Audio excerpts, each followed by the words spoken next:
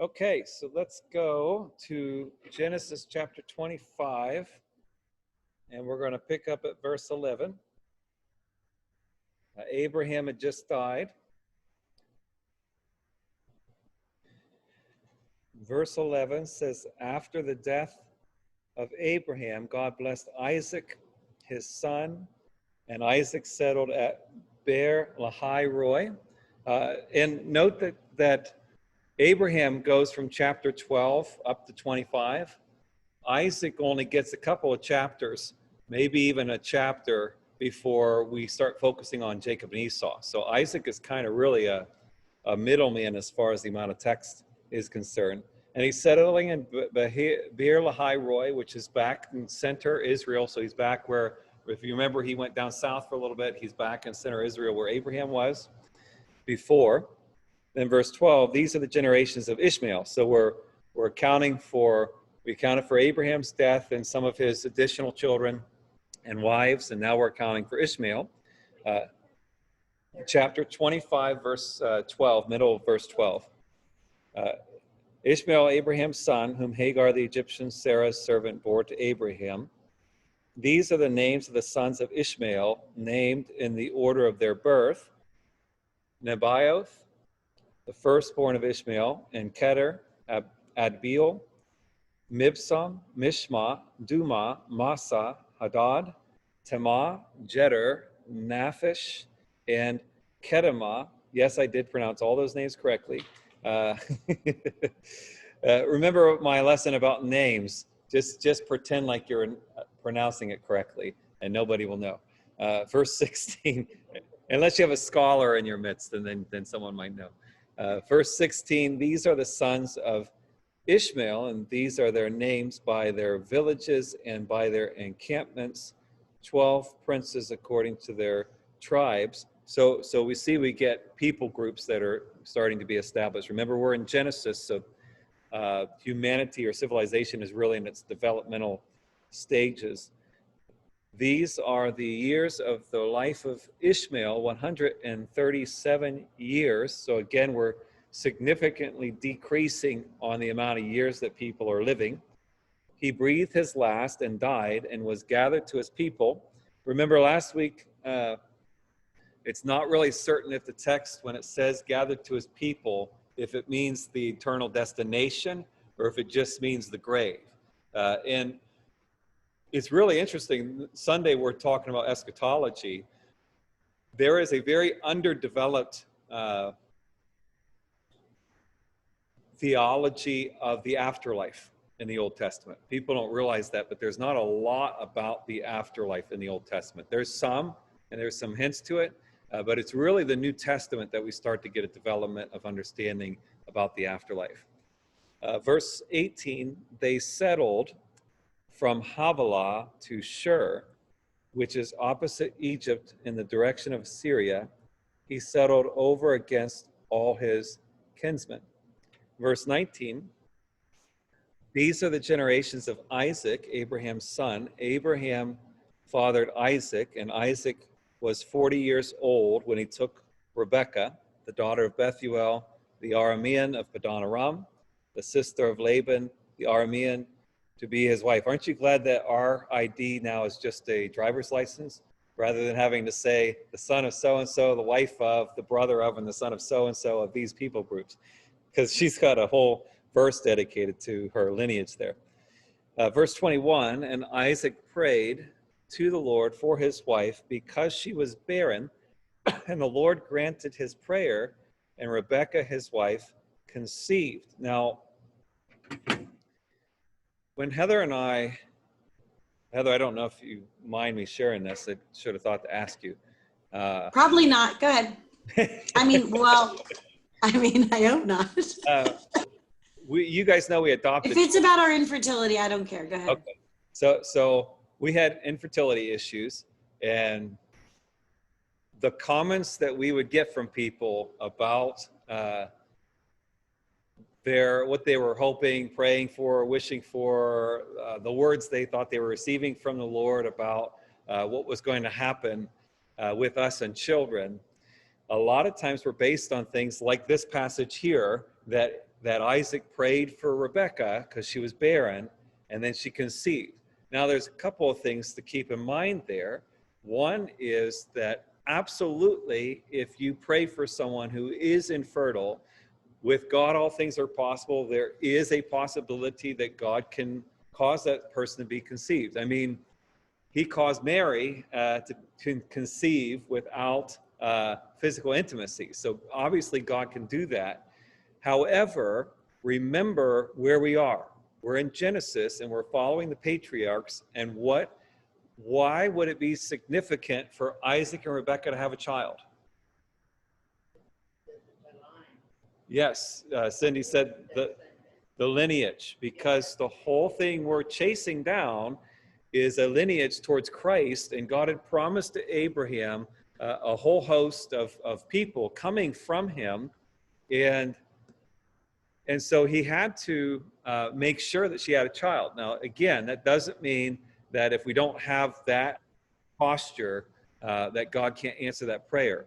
However, there is certainly timing in which God does not solve the infertility. And Heather and I were an example of that. Now, could that be lack of faith on our part? Absolutely. Could it be a sin issue on our part? Sure, it could be. But I really don't think that every time somebody doesn't end up having a child, that it is a sin issue or a lack of faith issue. It's just this. He's praying not just for having a child, but he's praying for God's promise to come to fruition. And so he's praying within the line of God's will, which I'm trying to remember the verse now. It's in one of the epistles that talks about how sometimes our prayers are not answered because it's not in alignment with God's will. And so there's that factor there as far as God's will and whether or not we get the answers to our prayer. So I wanted to throw that in there. Also, verse 22, this is where this scene to me is very peculiar. And it's Abraham, or it's Esau and Jacob in the womb. Verse 22, the children struggled together within her, and she said, if it is thus, why is this happening to me? So she went to inquire of the Lord. Now, remember when we did our eulogy to Sarah, when Sarah died? Remember, Sarah had no evidence in the storyline of Genesis of ever actually seeking the Lord. The only interaction we have between Sarah and God is when she laughs because God said that they were going to have a child and conceive. Other than that, we don't see her praying. We don't see her worshiping. We don't see any of that. Now, not that she didn't do those things. We just don't see it in the text. Rebekah here, there is something going on inside her womb, and she goes to the Lord with it, and she starts seeking him. So there's definitely a spiritual interest on her part. And then he gives the answer, verse 23, and the Lord said to her, 2 nations are in your womb, and 2 people groups, or 2 peoples from within you shall be divided. The one shall be stronger than the other. The older shall serve the younger. Now, what nations are coming out of her? There's 2 nations. One's Israel. Anybody know what the other nation is that's going to come out of Rebekah? It's coming from Esau. He had another name because he ate red stew, and his name meant red. You know? And the name was, Joni, I see you mouthing, but Harry? Oh, Esau. Yeah, but we're talking about his other name. Joni, did you have a name? You're doing cartwheels. I'm getting dizzy. Edom. Edom was his other name, and it was the Edomites that came out of her. So who would become an enemy of Israel. So you have Israel and Edom inside of her womb fighting, and God points that out, which is kind of intriguing to me. So these are not born yet children that are apparently fighting inside the womb. Like that's that's very intriguing to me. I don't know if scientists would back this story up, but it's happening. And Cindy said that had to be very uncomfortable for her. And notice that God said that the younger is going to serve the older, which is out of order. Usually the older is the one that takes the lead, and he says the younger, which we're going to see Jacob is the younger. And if you remember, we'll get to the part of the story where Rebecca wants Jacob to have the position of first.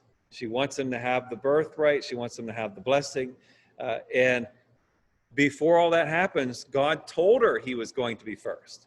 Okay, so it wasn't that she was just simply trying to, possibly, she also liked him more.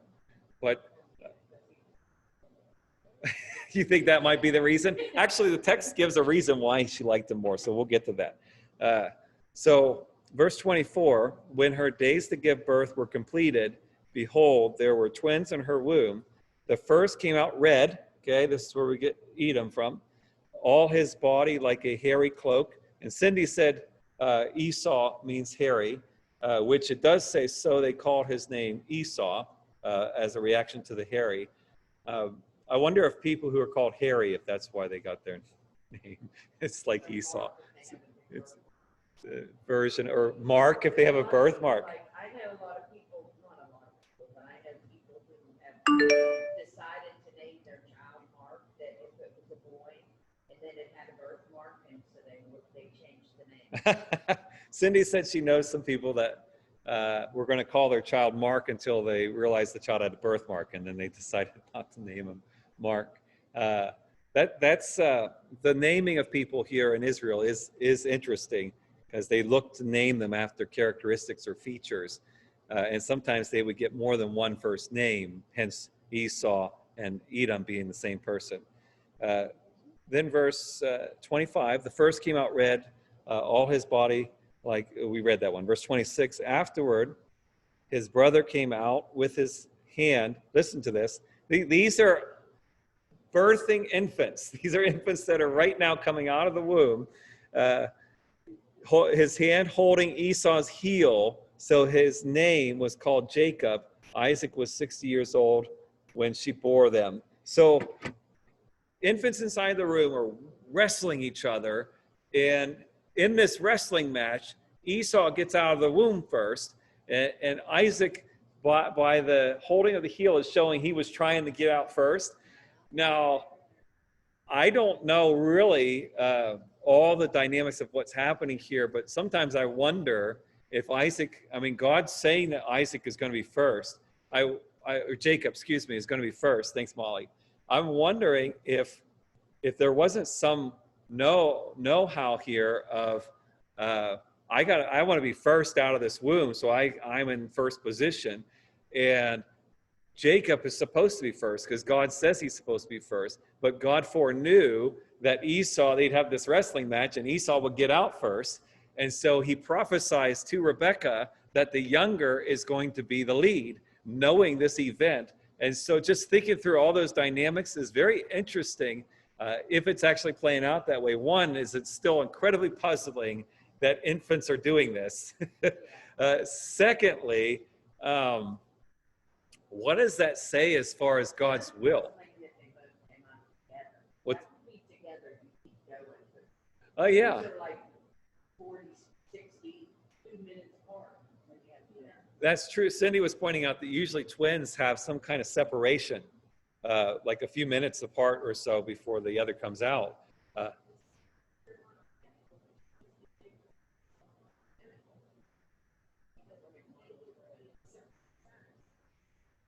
Yeah.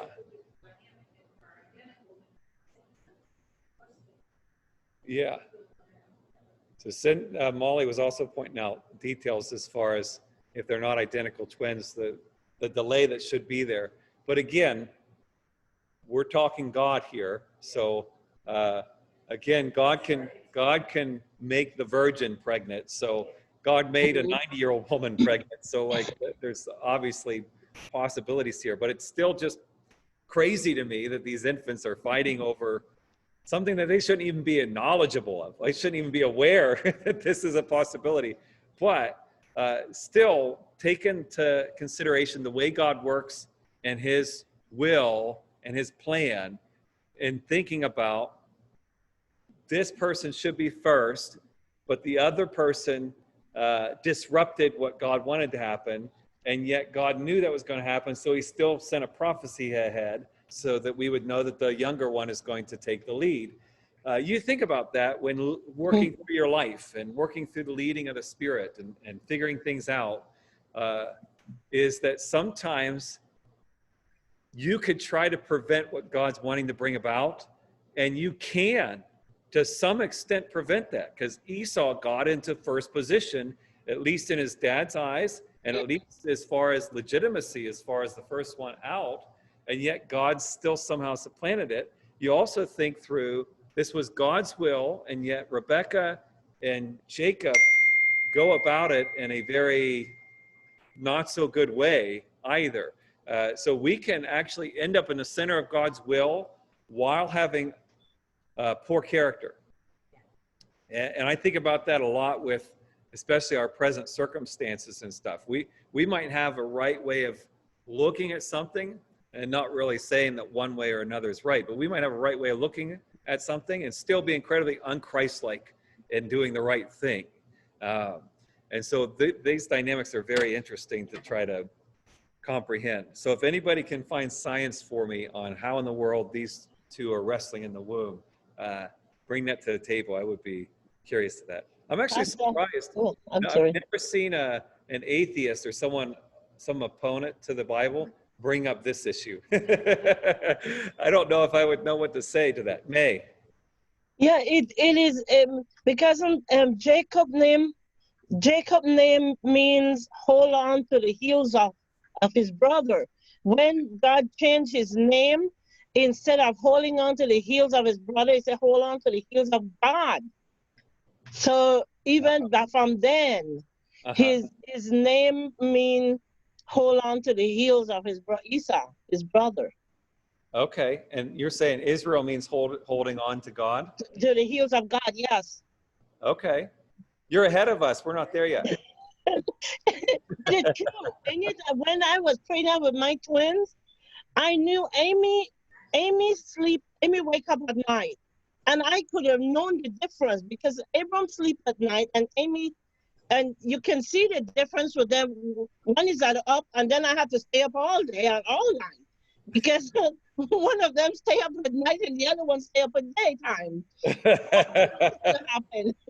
You know, I thank God every day that I'm a man, because there are a lot of ways that it's so easier to be a man than it is to be a woman. God bless you ladies that carried children in your womb, because that's especially twins. So Isaac is 60 years old at the time of Esau and Jacob's birth. Now, I want you to note that we covered Abraham's death and Ishmael's death ahead of time, because Ishmael dies at, what was it, 137. He's only 14 years older than Isaac. So this story here of the birth of Esau and Jacob is when Ishmael was 74. So Ishmael's still alive during this, even though we got his death story prior to it. Abraham is 100 years older than Isaac. Abraham died at 175. So at the time of Esau and Jacob's birth, Abraham's 160. So Abraham's still living also during this, even though we got the accounts of Abraham and Ishmael's death prior to this story. And that actually, if you remember in our first several chapters of Genesis, it goes in sync with the way Moses writes Genesis, where he regularly moves forward and then comes back over some of the details. Then he jumps forward and then he goes back over some of the details, and he's doing it again. He jumps forward to Abraham and Ishmael's death. Then he comes back in time to go over some of the details. If you're just a typical reader of the Bible, you might assume wrong chronology here. You might assume that Ishmael and Abraham died before Esau and Jacob were born, and they didn't, as long as we keep track of the ages here, which sometimes we don't get these timestamps. I like history and I like chronology and I like to know what's happening. So I love when they give us the ages of people and it helps us keep track, but sometimes it doesn't give us the age of people. And so we're at a loss as far as timestamps are concerned. Where are we at? Verse 26? No, 27. 27, when the boys grew up, and here's where we have a non-time stamp. When the boys grew up, it doesn't tell us how old they are at this point. It just says that they're adults at least here. So Abraham died when Esau and Jacob were 15 years old. So it's likely that at this point of the story, Abraham is dead. Ishmael dying at 137 would put Isaac at, I hate math, by the way, 27, 120, 123. And so at this point, Isaac is likely at least 78, 80. So Ishmael's still alive during this part of the story. When the boys grew up, Esau was a skillful hunter, a man of the field, while Jacob was a quiet man dwelling in tents. Isaac loved Esau because he ate of his game, but Rebekah loved Jacob. I stand corrected, Cindy. It doesn't, at least not in this verse, it doesn't say why Rebekah favored Jacob. So will it say it later? Okay, so we'll keep an eye on that. If not, it might be possible, like Cindy suggested, that maybe Rebekah liked Jacob more because she knew, because God told her that he was in the first position. Jacob liked his son because he liked the food he made. That was, what do they say is a way after a man's heart? Through his stomach. So Isaac was that way, I guess, and he liked Esau better. Now, those of you who have siblings and or children, how well does it go if you have a favorite child? Actually, any parents out there, if you don't have children on this call, which I don't think there's any parent-child combo here, did you have favorite children? Anybody? May, you got your hand. Your hand.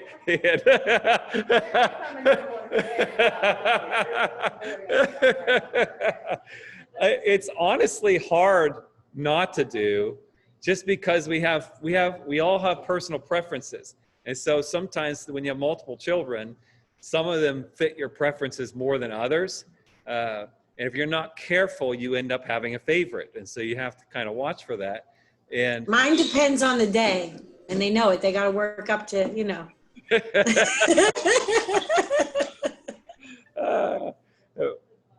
Word of advice from Molly. Hold on. Oh, yeah. However,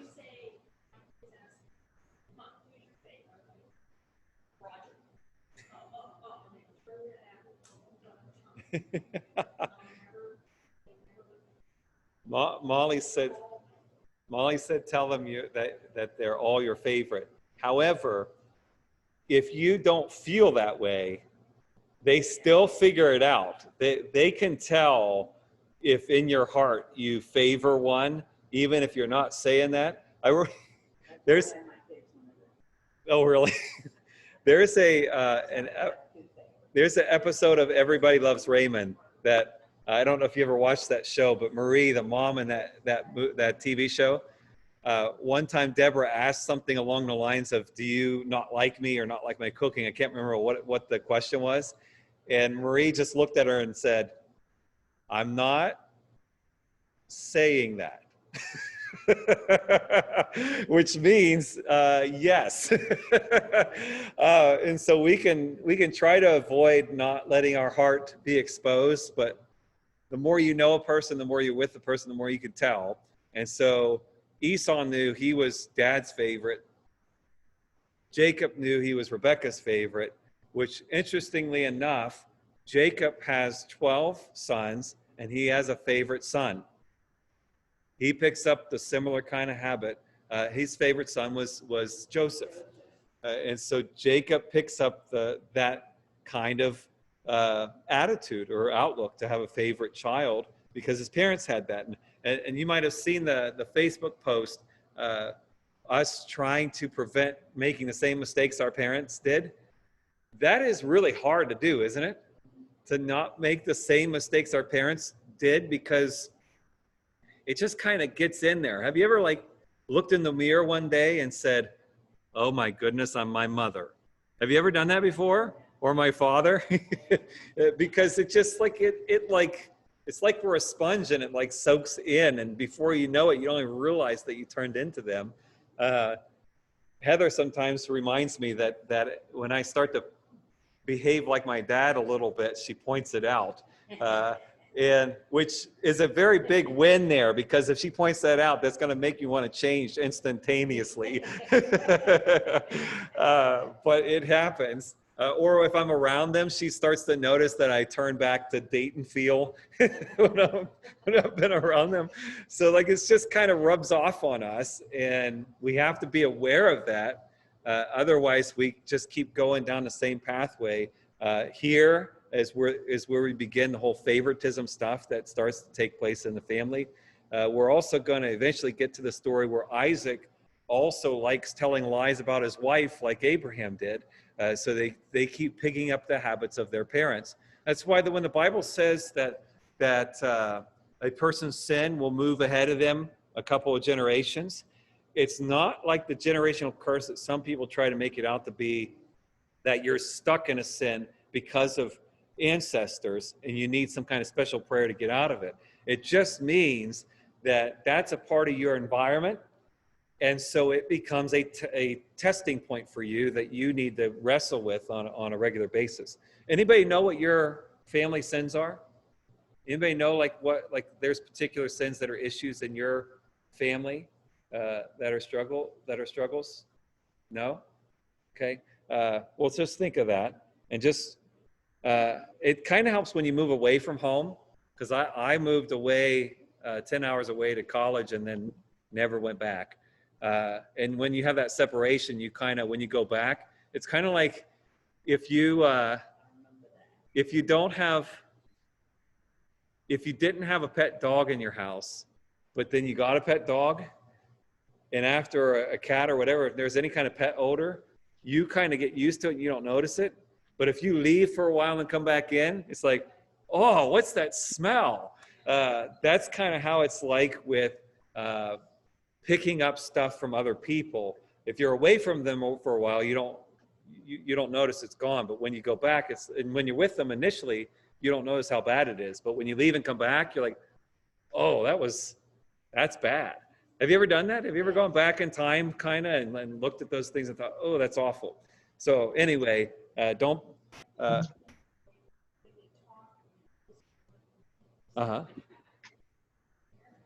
Oh, yeah. Yeah, so if we don't question and we don't reflect on, we just kind of, what's that? Yeah. Yes. Whether good or bad. Yeah. So then be careful how we behave around our children and stuff.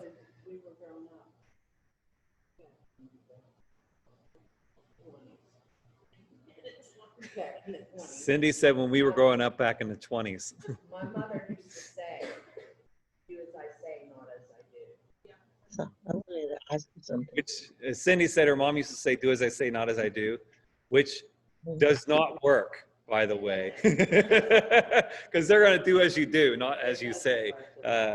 So which actually in the pastoring your kids videos on our YouTube channel, that's one thing I say regularly, is when you're going to teach your kids something, the first thing is you have to be doing it in order to teach it to your kids. All right, verse 29. Once when Jacob was cooking stew, Esau came in from the field and he was exhausted.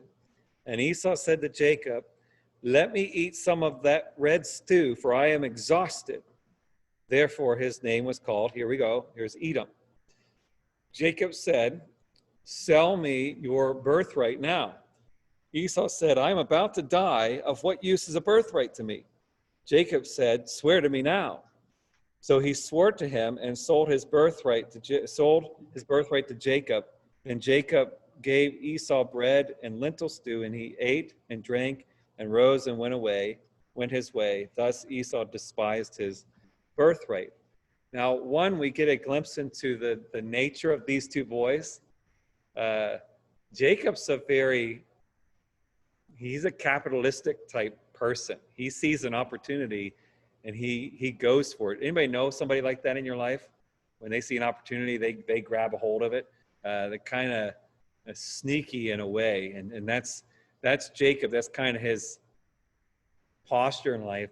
Esau is, if you remember our study on Peter, Esau is probably similar to Peter. He's that very impulsive, just what's right now in front of me is what I need kind of thing, and is very short-sighted. And so, and we'll see later, he wants this back. At some point, he decides he wants his birthright back. But here, because he's in the moment, he just wants to get what he wants. And He said, I'm going to die. What good is my birthright? right, which yeah, I'm trying to picture. So yes, because Esau's saying, I'm about to die here. Knowing the nature of what they were living in, because remember, they're wealthy, okay? Abraham is likely dead at this point, but Isaac, we'll see that it keeps emphasizing with him too, that Isaac was wealthy. They had this whole entourage. They had servants, they had possessions, they had livestock, they had a lot of stuff. So for Esau to be starving in that environment, he might have been really hungry, because he was out hunting and stuff.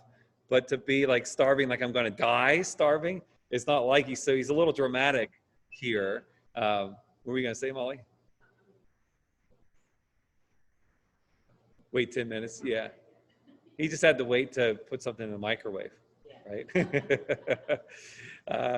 So he's very impulsive, which word to the wise, for those of you that are impulsive, you usually miss a number of things when you're impulsive. You miss on capitalizing on opportunities. You miss on things that take lengthy development and stuff when you're focused on the here and now. And there's a good time to be focused on the here and now too. But in this story, we're getting the highlight of the downside of impulsivity. And Esau for soup, he got himself, he lost. Now, shame on Jacob for taking advantage.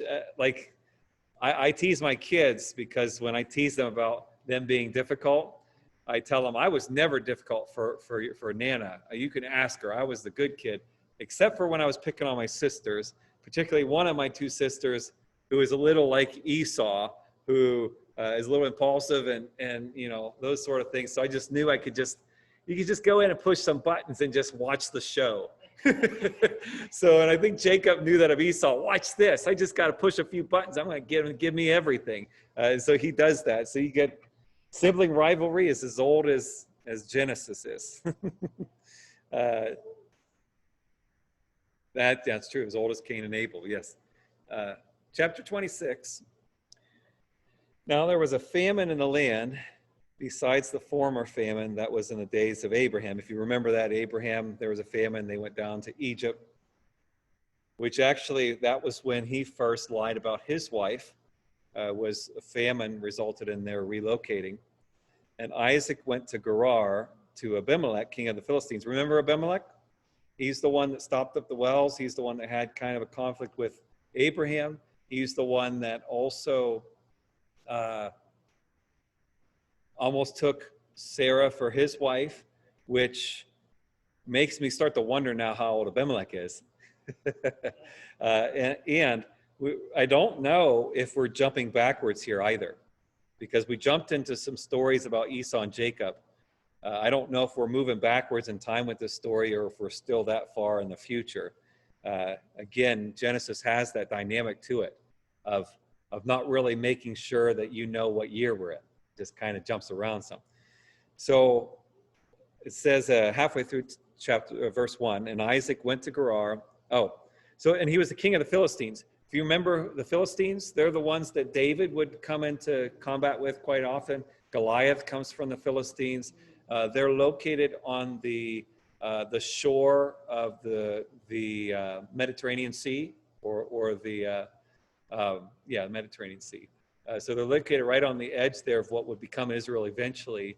And some people believe that they were almost like pirate people. They were people of the sea, and then that's kind of the land they ended up settling out in. And Abimelech is the king of the Philistines, who have not yet become arch enemies yet of Israel, even though we're starting to see some conflict happening here. Verse 2, and the Lord appeared to him and said, do not go, so this is to Isaac, do not go to Egypt, dwell in the land of which I shall tell you, sojourn in this land, and I shall be with you and will bless you. For to you and to your offspring I will give all these lands, and I will establish the oath that I swore to Abraham your father. I will multiply your offspring. See, this makes me think that we're moving back in time, because he's talking about his offspring as if they haven't come to fruition yet. So it makes me think we jump back before Esau and Jacob. I will multiply your offspring as the stars of heaven, and will give to you offspring all these lands, and in your offspring all the nations of the earth shall be blessed. Again, the emphasis is on the blessing that's going out to all the people. The purpose of Israel is to bring the Messiah into the world. We'll see elsewhere in Scripture, it's also to bring in the Scripture to the world. But the purpose of Israel, the reason why, and you have to understand this in order for a lot of other things in the Old Testament to make sense. The reason for the isolation, the reason for the separation, the reason for a number of the rules is to create this vacuum safety zone for Jesus, the Messiah, to come into the world. It wasn't because Israel's better or superior than anybody, and we know that they certainly weren't, because they fell apart just like the rest of us have. But the purpose was for Israel to be brought, or Jesus to be brought into the world and to bring salvation to all the people. God, from Genesis, never had any intention for this to be a Jewish faith. The Jews just became a vessel to bring the Messiah in. This was always about all the nations. And I have to emphasize that, because there are a number of people that overemphasize the Jewish issue of the faith. And the Jews matter, and Israel matters, but the body of Christ is larger than them also. So we want to make sure we understand that. Verse 5, and the reason why God's doing this for Isaac is because Abraham obeyed my voice and kept my charge, my commandments, my statutes, and my laws. So Isaac is receiving a blessing. Isaac is receiving a family out of him because of his dad. And again, we keep pointing this out. Abraham's connection to God spilled blessings over to the people that were in his life. And so keep that in mind when you are attempting to stay faithful to the Lord. It's not just to please the Lord. There are side effects, positive side effects that come from this, even beyond your death. Even after your life, there is positive impacts on other people's life because of what you allowed God to do in your life. And notice that Abraham kept commandments, statutes, and laws. What did we not have yet at this point? We didn't have the written commandments and laws yet. They have not been written down yet. The people in Genesis had no Bible. And yet we have the idea of there being commandments, statutes, and laws. And if you remember, so far throughout the study, I've pointed out when God said, I issue you a commandment, because God's word is eternal. God's word has always existed, even before it was written down. As far as the concepts are concerned, they were always in God's mind. It was within a time period that they got written down. So Abraham's keeping those commandments and those statutes and those laws. Verse 6 So Isaac settled in Gerar. When the men, and Gerar is, I think we're moving back south again. And if you could excuse me for a minute, I'm going to grab a stool.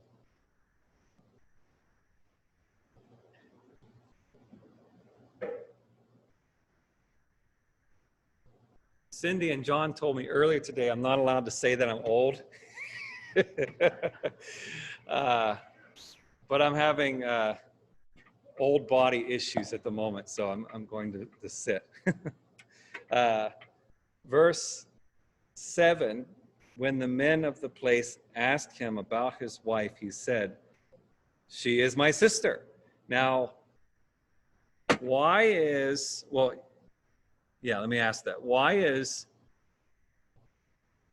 Isaac's lie worse than Abraham's lie? Anybody know? I mean, it was a lie. Both of them were lies. But Isaac's lie is a bit worse than Abraham's lie. Abraham said that Sarah was his sister. It wasn't true. Yes. What'd you say, May? It was Abraham, it was true, but Yes. with Isaac, it's not true. Yes. So even though Abraham was still lying because he was attempting to imply that she wasn't his wife, so he was still lying, but she was actually his sister, which he said that. If you remember that at one point, he said, well, she actually is my sister, which is still kind of, I think it was Pharaoh that he said that too, which is still, the Bible is so interesting that when you think through the stories of the Bible, it's still kind of perplexing that out of my mouth can come, yeah, I know that she is my wife, but she is also my sister. But nonetheless, there it is. So yes, Rebecca. Question. Yeah. Did God indicate that that wasn't as bad of a lie or no? No, that is not stated in the Bible that is. I was just checking to see if it was equal lie for, Yeah. or if that was just your idea. I mean, like when you were saying about it was half truth, but if a half truth to God is the same as just flat out lying. Yeah. So as far as like judgment is concerned, they both were sin and they both were equal. But as far as a variance there, Abraham is telling a half truth, which again is pretty much a lie anyway. But Isaac is telling a flat out lie. She's not in any way, shape, or form his sister. She is, anybody remember what she is? First cousin once removed. Yeah, your cousin. I'm so proud of myself because that's hard to remember, once removed or just second cousin. You know how much I love those. Yeah. First cousin once removed is, he is, I got to think how this is. Isaac's grandfather was Rebecca's great-grandfather. So they were a generation removed from, don't make that face, Heather. That's like maybe like a third cousin once removed. I'll have to do that math. You look and see, because I looked it up when I originally did it, and I'm pretty sure it was first cousin once removed. But I'll look. No, it's not first cousin. Who are we looking at? Right. Rebecca and Isaac's relationship to each other. Alrighty. We should know who his dad is after being repeated 8 times, but I don't remember either. What is it? Bethuel. Bethuel is her dad. Yeah, Abraham is Rebecca's great uncle. Yes, not uncle, but great uncle.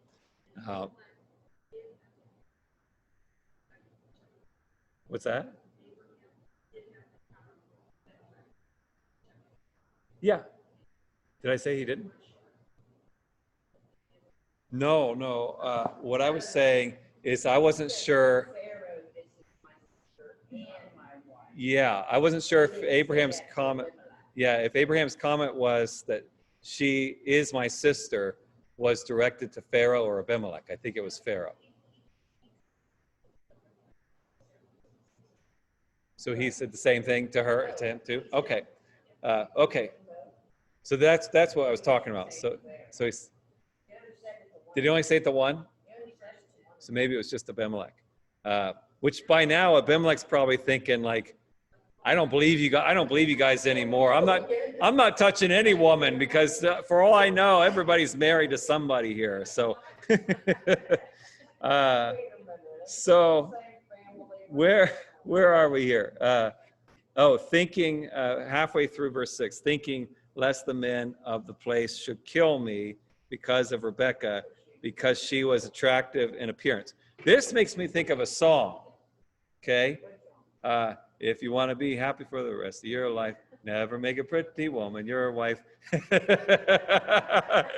Because Abraham and Isaac are having problems. They have these supermodel wives, and they're scared out of their minds that someone's going to take her off their hands. And again, like father, like son, he carries the same anxiety that his dad did, and carries the same bright idea result of how to resolve it.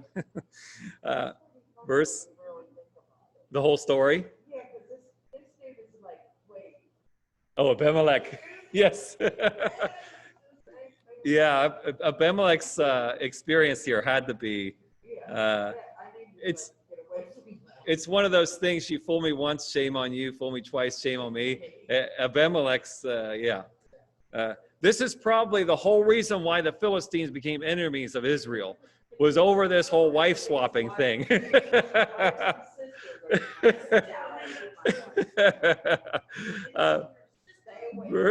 Verse 8, when he had been there a long time, Abimelech, king of the Philistines, and again, not getting timestamps here, just a long time. Abimelech, king of the Philistines, looked out the window and saw Isaac laughing with Rebekah, his wife. I actually am intrigued with Rebekah. And the reason why I'm intrigued with Rebekah is there's a different storyline for her than there is for Sarah. Because Sarah, again, does not demonstrate, at least in the text, an interest in God. Rebekah has an interest in God. Sarah does not demonstrate this romantic affection towards Abraham, at least not in the text.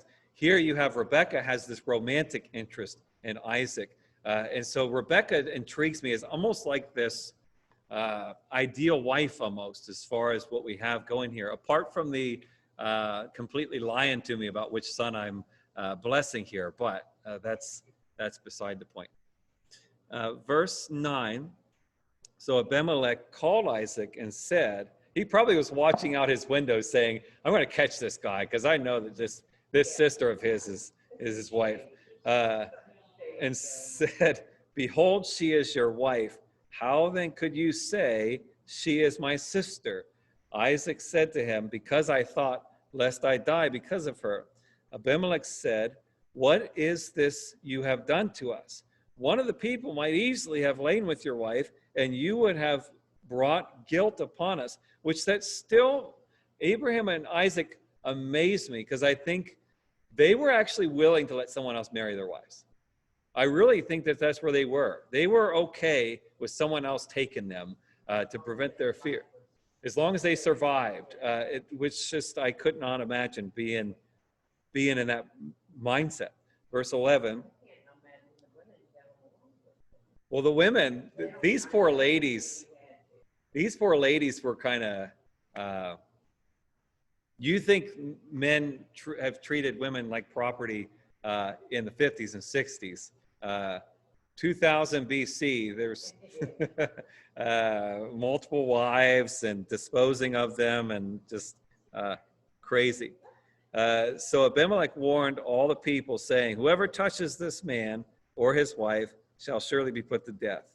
And Isaac sowed in that land and reaped in the same year 100-fold. Heather did her research, and it's first cousin twice removed. So I stand corrected. The Lord blessed him, verse 13, and the man became rich and gained more and more until he became very wealthy. So again, Isaac is also wealthy, just like Abraham. No, like we keep correcting the word faith teachers, Abraham and Isaac being wealthy does not mean that everybody that faithfully follows the Lord is going to be wealthy. They had reason to be wealthy. There was a reason they needed the wealth. Yes. No, what? I wasn't gonna say anything. Oh, okay. I was gonna say something, but it wasn't gonna be real. Oh, okay. Cindy's scaring me over there. Verse 14, he had possessions of flocks and herds and many servants, so that the Philistines envied him. Now the Philistines had stopped and filled with earth all the wells that his father's servants had dug in the days of Abraham, his father. Remember that whole experience with the wells, and they kept filling them up when Abraham was trying to find a well, and he kept moving on. So this is surfacing again. And Abimelech said to Isaac, go away from us, for you are much mightier than we. And notice we're starting to have an increase of being territorial. This is our land. You really didn't, people were a little more, is nomadic the right word? Where they kind of were wanderers and just kind of moved from place to place. We're starting to get a more of attachment to geography now here. Verse 17, and again, it's only the history lover in me. The rest of you that don't like history might not care, but I love seeing the history surfacing in Genesis. Because I always wonder, when did this start happening? When did that start happening? And we have this here in Genesis. Oh, maybe. Cindy says it's my curiosity that makes me a good teacher. I think it's my lovely wife that makes me a good teacher. Verse 17, she's my Rebecca. Verse 17, so Isaac departed from there and encamped in the valley of Gerar and settled there. And Isaac dug again the wells of water that had been dug in the days of Abraham his father, which the Philistines had stopped after the death of Abraham, and he gave them the names that his father had given them. But when Isaac's servants dug in the valley and found there a well of spring water, the herdsmen of Gerar quarreled with Isaac's herdsmen, saying, the water is ours. Again, we got this territorial issue here. So he called the name of the well Esau. You know what's fun? They named everything. You know that? Like, we don't do that anymore. It makes me think of Thomas Jefferson had a name for his house. It was Monticello or Monticello, depending on how you pronounce that. Washington's house was Mount Vernon. John Adams' house was Peacefield. People used to love to name things. We don't name anything anymore. It's kind of, it's just interesting, the culture there. Because they confronted him or contended with him. Verse 21, then they dug another well and they quarreled over that also. So he called its name, Sitnah. Nobody tell my daughter Maria about the place called Sitnah, because she will turn it into a cuss word. He just said, he better not be talking about me. She's just looking to find a way for something to sound like the word. Yes, and actually, I think that word that this makes you think of is in the Bible, just in a different form. Verse 22, someone needs to censor me. And he moved from there and dug another well, and they did not quarrel over it. So he called its name Rehoboth, saying, for now the Lord has made room for us, and we shall be fruitful in the land. Verse 23, from there he went up to Beersheba. So he's going up, he starts going back up north again. And the Lord appeared to him the same night and said, I am the God of Abraham your father. Now I want you to note, this is the first time we get the I am the God of. Okay? We haven't had this label yet, where eventually it becomes the God of the father of Abraham, Isaac, and Jacob. This is where that formula first starts to surface, the God of Abraham, your father. Fear not, for I am with you and will bless you and multiply your offspring for my servant Abraham's sake. Abraham is dead, and God is still blessing people on earth because of Abraham's faithfulness to God. You think that your faithfulness, even though nobody might be noticing, you might not see significant results from it, your faithfulness to the Lord, all that needs to know is God needs to know that you're being faithful and he sees all things. It spills over to people. There are ways that you have affected people's lives just because you're faithful that you didn't even see. This is the dynamic of Abraham's life. I don't know if it intrigues you as much as me, but God just keeps emphasizing because of Abraham, these good things are happening. Verse 25, so he built an altar there and called upon the name of the Lord and pitched his tent there. And there Isaac's servants dug a well. Verse 26, when Abimelech went to him from Gerar with Ahuzath, his advisor, and Phicol, the commander of his army. So notice we have an army here, and we have an army marching out dealing with a potential dispute. Isaac said to them, why have you come to me, seeing that you hate me and have sent me away from you? He's pointing out the whole conflict. He went from one well to another because they kept pushing him out. Verse 28, they said, we see plainly that the Lord has been with you. Remember this same kind of dynamic with Abraham? People could see that there was something special about this person, and it either made people want to pursue him or made people fearful of him and wanting to do something about the person, which makes me think of Jesus, the rock that we fall upon. Some fall upon it and are broken. Some fall upon it and they're shattered to pieces. So there's a greater or lesser result depending on the person.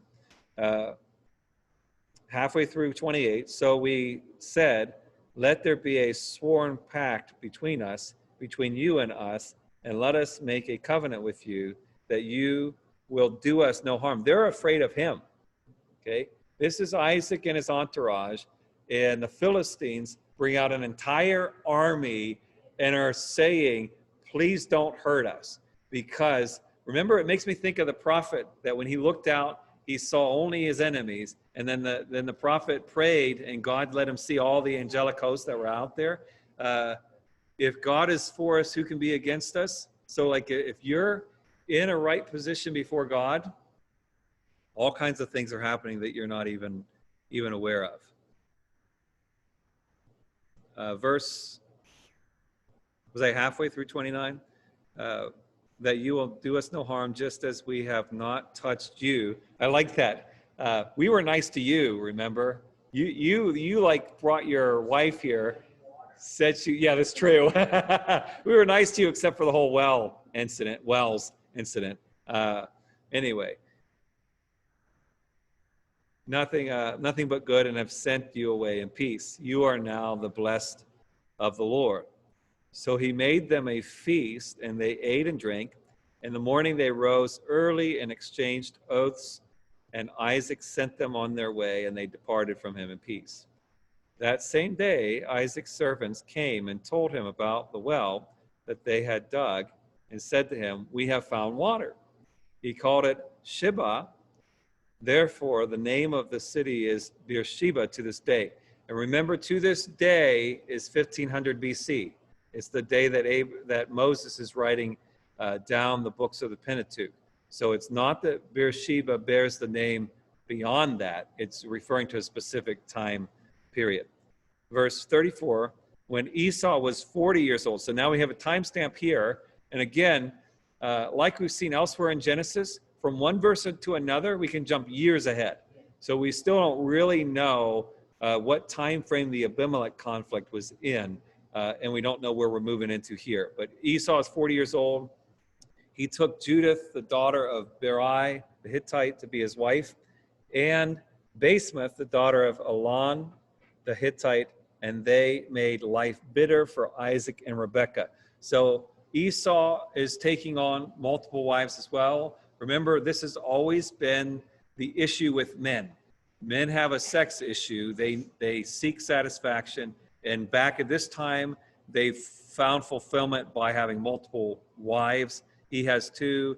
And we're going to get more to this story later as to why he picks the wives he does to kind of jab at his parents. There's a conflict with his parents, and he's trying to harass them with his choice. Anybody have a child that chose a significant other and you thought for sure they did it just to mess with you? That's what's happening here. So we'll end there. Father, thank you so much for the insights that your word gives us. And Lord, I just love the dynamic of spirituality, psychology, sociology, history, all the stuff that's there in the Bible. It's such a dynamic book. And I ask that you would continue to increase our hunger for it and then increase our understanding of it so that we can not just know of it, but that we can live it out and gain the assurances that it provides for us. In Jesus' name, amen. All right, well, thanks for joining us. I'm going to